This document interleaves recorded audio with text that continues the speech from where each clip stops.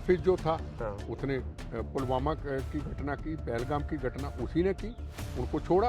आज इनको भी छोड़ेंगे, यही वही कर्म करेंगे। इनके साथ साथ तुम भी देश के दुश्मन हो जो इनको बचाने की बात करते हैं। ये ISI से आया, ये कनाडा से खालिस्तानियों ने भेजा, ये पन्नू ने भेजा, ये गुरुद्वारा प्रबंधक कमेटी ने भेजा। ये किसने भेजा भाई? हम तो यही कहते हैं ना, हम बम्बों से नहीं हारे, हम मौत से नहीं हारे, हम राजनीतिक आतंकवाद से हार गए। स्वागत है एनएफ न्यूज पर। मैं हूं आपके साथ रोहित और इस वक्त मेरे साथ जिंदा शहीद MS बिट्टा जी हैं। बहुत बहुत स्वागत सर आपका धन्यवाद। एनएफ न्यूज पर। और जिस तरीके से पिछले कुछ वक्त में देश विरोधी गतिविधियां तमाम हुई हैं, अब उसकी आवाज़ें और ज़्यादा मुखर हो रही हैं। मैं देख रहा हूं कि आप लगातार बम ब्लास्ट पर बात कर रहे हैं। जिस तरीके से ये घटना हुई थी, अब उसमें जो खुलासे हो रहे हैं कि ना सिर्फ एक ब्लास्ट था बल्कि बड़ी साजिश और थी, वो नाकाम हो गई थी, उस पर आप क्या कुछ कहेंगे? देखो, ये ब्लास्ट दिल्ली के ऊपर मेरे ऊपर हुआ था कई वर्ष पहले। ये तस्वीरें हैं बम ब्लास्ट की, ठीक है ना? ये देखिए, ये बम ब्लास्ट की तस्वीरें। ये जवान उन बम्बों का शिकार हुए आपके सामने। ये मेरे जवान मुझे बचाते हुए लेके जा रहे हैं। और इतने बम ब्लास्ट होने के बाद, इतने मेरे ऊपर हमले होने के बाद, और 8 महीने ऐसा ही ब्लास्ट अमृतसर में हुआ हो, 45 किलो RDX, जिसमें 25 लोग शहीद हो गए, छोटे छोटे बच्चे दुनिया से चले गए, और 8 महीने बाद दिल्ली पार्लियामेंट के पास ब्लास्ट होता है। ये पार्लियामेंट और ये मेरा ऑफिस, वहां ब्लास्ट होता है। 32 साल इसको हो गए, मुझे इंसाफ क्या मिला? 2 टेररिस्ट बरी कर दिए, एक को फांसी से बचा दिया। जो भी सरकारें आए उन्होंने देवेंद्र पाल भुल्लर को फांसी से बचा दिया, और अब कहते हैं जी उसकी दिमागी हालत खराब है, उसको पक्का ही छोड़ दो। जो ये मेरे साथ 35 लोग शहीद हुए, इसमें ये सिरों के सिर उड़ गए। मुझे तो चलो इंसाफ नहीं, इनको इंसाफ क्या मिला? मैं सवाल पूछना चाहता हूं उन लोगों से, इंसाफ क्या मिला? और एक दिन पहले मेरी सुरक्षा हटा दी जाती है, किसी कारण, किसी अधिकारी के कारण सुरक्षा रह जाती है। अगर वो सुरक्षा भी ना होती, आज मैं आपके सामने जिंदा होता। मुझे 32 साल के बाद क्या इंसाफ मिला? और ऑल पॉलिटिकल पार्टियां कहती जो जेल में टेररिस्ट बंद है उसको छोड़ दिया जाए, और उसकी वाइफ कनाडा बेस है शुरू से, और मेरे पे बम चलाने की प्लानिंग कनाडा से बनी, और आज कनाडा के अंदर खालिस्तान के नारे लगाए जाते हैं। कनाडा के अंदर खून से शहीदों के बुने हुए तिरंगे झंडे को पैरों में रोदा जाता है। कनाडा के अंदर मंदिरों पे हमले किए जाते हैं, और उसी कनाडा से कहा जाता है, पन्नू कहता है भुल्लर को छोड़ो, और जो भुल्लर का सुर है, आवाज है, वो यहाँ की पॉलिटिकल आदमी, पॉलिटिकल पार्टियां कुछ, और धर्म के ठेकेदार कहते छोड़ो। तो मैं कहाँ खड़ा हूं? सवाल है वो जो शहीद हो गए लोग, वो कहाँ खड़े हैं? 36,000 लोगों को मार दिया, 19,000 हिंदू लोगों को, भाइयों को मार दिया, ट्रेनों से, बसों से निकाल करके, जिसको हिंदू देखा, जिस सरदार के सिर पे पगड़नी हिंदू समझ के, उसको भी गोलियों का निशाना बना दिया। कनाडा की जो नई सरकार है, क्या वो भी खालिस्तानियों को वो सरकारों के मेरा तलक नहीं है कोई, मुझे अभी उसका नहीं पता। सवाल तो हम आतंकवाद की बात कर रहे हैं कि कनाडा बेस है। वकील खड़ा होता है मुकुल रत्तोगी, एक पेशी की फीस लेता है 25 लाख। मैं कहां से लड़ने के लिए 25 लाख कहां से लगाऊंगा? ये सरकारों को देखना चाहिए, 25 लाख आया कहां से? ये ISI से आया, ये कनाडा से खालिस्तानियों ने भेजा, ये पन्नू ने भेजा, ये गुरुद्वारा प्रबंधक कमेटी ने भेजा। ये किसने भेजा भाई? 25 लाख एक पेशी की, जिस आदमी ने मेरे ऊपर दिल्ली में ब्लास्ट किया, उसके लिए वकील एक पेशी की लेता। मैं कहां से दे दूंगा भैया? मैं नहीं अफोर्ड कर सकता हूं। ये फंडिंग कहां से आ रही है? कितनी पेशी पे कितने करोड़ों रुपए आया?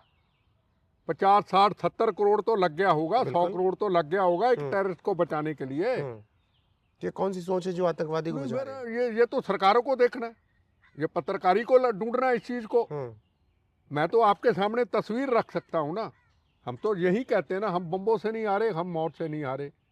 हम जुड़ने से बम्बों नहीं से हार नहीं गए। आ रहे, हम मौत से नहीं आ रहे। हम राजनीतिक आतंकवाद से हार गए तो हार गए। ये हाथ खड़े हैं हमारे। हम बम्बों से नहीं हारे, हम मौत से नहीं हारे। ये मौत है ना, ना मौत लेकिन तो हमारी दोस्त है, पर राजनीतिक सिस्टम से हम हार गए तो हार गए।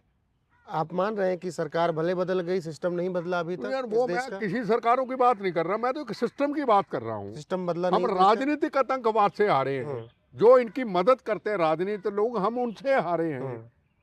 चाहे उस वक्त कांग्रेस गवर्नमेंट थी या कोई भी पंजाब में गवर्नमेंट थी, अकाली थी, कांग्रेस पंजाब में थी, हम हार गए तो हार गए। राजनीतिक रूप से आप इसलिए हारे क्योंकि खालिस्तान पर इतना मुखर होकर बोलते हैं, ये भी एक कारण है क्या? नहीं, सवाल वो नहीं। मैं बोलता हूं, मैं कौन हूं बोलने वाला? मैं एक भारतीय हूं भाई। भारत मेरा हक है। मैं सरदार बाद में हूं भाई। बिल्कुल। अगर मेरे तिरंगे झंडे को हिंदू मुसलमान सिख ईसाइयों के खून से बने तिरंगे झंडे को पैरों में रोदेगा, इस देश को तोड़ने की कोशिश करेगा, इस देश में बम ब्लास्ट करके तबाही मचाने की कोशिश करेगा, मैं तो बोलूंगा। मैं तो अफजल को भी फांसी चढ़वाया, परिवारों से मिलकर मेडल लुटाए, मैं अफजल को फांसी चढ़ाया। पर अपने में मैं हार गया। मैंने कसाब को भी फांसी पे चढ़वाया, परिवारों को मिलकर जोर लगा के संघर्ष करके मैं इसमें हार गया। सवाल मैं बोलता हूं, मैं कौन हूं? ये भारत मेरा है, भारत आपका है। उसके लिए मेरा नहीं, हर व्यक्ति को बगैर वर्दी से फौजी बनना है भारत के लिए। ये भारत एक व्यक्ति का नहीं, भारत हिंदू मुसलमान सिख ईसाई का भारत है। जो इस भारत को तोड़ने की कोशिश करे, जो इस तिरंगे झंडे का अपमान करने की कोशिश करे, जो तिरंगे झंडे का अपमान होते हुए सिख कौम के लीडर चुप रहे, देश चुप रहे, हम सब उसके जिम्मेदार हैं। चुप्पी ही समर्थन करती है। इसलिए हाँ। अभी लड़ाई लड़ेंगे आप आगे फिर, या फिर राजनीतिक नहीं, रूप से हार मान? मैं आपकी बात नहीं समझा कि लड़ाई लड़ूंगा। अभी आप जो ये इस पूरे मामले में कह रहा हूं, मेरा मामला नहीं है। मेरा मेरा मेरा मेरा पूरे तो देश कुछ है का ही नहीं। मामला, उन 35 जवानों का मामला। मेरा तो कुछ है ही नहीं। मैं तो बोनस में हूं, मैं तो मर चुका। पर जो मेरे साथ शहीद हो गए, परिवार जो तो आज परेशान है। मैं कोई ये अकेली लड़ाई नहीं लड़ता हूं। मैं पूरे देश की आतंकवाद के खिलाफ लड़ाई लड़ता हूं। ये मेरी अकेली लड़ाई नहीं है ना, ये मेरी अकेली लड़ाई नहीं है। लड़ता हूं और लड़ता आखिरी सांस इस बोनस की जिंदगी में जो है। 14 बार मरने के बाद जिंदा रहना, हुए तो कई सौ बार हमले, 14 तो रिकॉर्ड में, जिंदा रहना ये बोनस है। आखिरी सांस तक इस भारत माता की रक्षा के लिए, इस आतंकवाद के खिलाफ, देश के तोड़ने वालों के खिलाफ, पन्नू जैसे लोगों के खिलाफ वो लड़ाई थी, है, आखिरी सांस तक वो चलती रहेगी। लेकिन क्या आप मानते हैं कि आपकी जो लड़ाई है ये कुछ बदलाव लाएगी? क्योंकि अभी भी देखिए कई आवाज देश में उठती रहती हैं जो देश के खिलाफ है। नरेंद्र मोदी जी आए, बदलाव आया है। क्यों नहीं बदलाव आया? नरेंद्र मोदी जी के आने से टेररिज्म खत्म हुआ है, अब नक्सलिज्म खत्म हुआ है, कश्मीर का टेररिज्म खत्म हुआ है, जगह जगह बम ब्लास्ट होते थे, खत्म हुए हैं।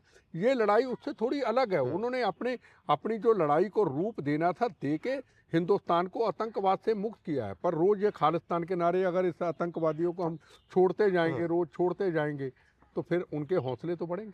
और इससे पहले भी हमने जिन आतंकवादियों को छोड़ा उन्होंने बाद में जख्म दिया हमें। जख्म दिया। अब हाफिज जो था, उसने पुलवामा की घटना की, पहलगाम की घटना उसी ने की, उनको छोड़ा। आज इनको भी छोड़ेंगे, यही वही कर्म करेंगे। आप पुलिस मेहनत करती है, पुलिस का जो एडवोकेट सेल है, वो लीगल सेल है, वो मेहनत करता है। एडवोकेट जाते हैं, फॉरेन से लाते हैं, करोड़ों रुपया लग जाता है लाने में, फिर कोर्ट कचहरी में, फिर जेल में कई वर्ष लग जाते हैं। उसको बाद पॉलिटिकल आदमी कहते हैं इनको छोड़ दो, वोट बैंक की खातर छोड़ दो। धर्म के ठेकेदार कहते हैं वोट बैंक की खातर छोड़ दो। लख लानत है तुम लोगों को, जमीर मर गई। तुम भारतीय हो ही नहीं, तुम देश के दुश्मन हो। इनके साथ साथ तुम भी देश के दुश्मन हो जो इनको बचाने की बात करते हैं। एक लंबी फौज है जो देश के उस व्यक्ति को बचाना चाहती है जो असम को काट देना चाहता है। आप देखते ही होंगे भाई, एक थोड़ा है, कई पॉलिटिकल पार्टियां, कई धर्म के ठेकेदार, ISI, कनाडा, अमेरिका, जर्मनी, कहां कहां यूके में लोग हैं। क्या बात कर रहे हैं। तो ये थे हमारे साथ है मिस बिट्टा, जिन्होंने हमसे बातचीत की और बताया किस तरीके से राजनीतिक रूप से इस देश में तमाम ऐसे लोग हैं जो आतंकवाद तक का सपोर्ट कर देते हैं। बाकी उनके बातचीत पर, उनके बयान पर आपकी राय क्या कुछ है, कमेंट सेक्शन में ज़रूर बताइएगा। बने रहेगा हमारे साथ लगातार। नमस्कार।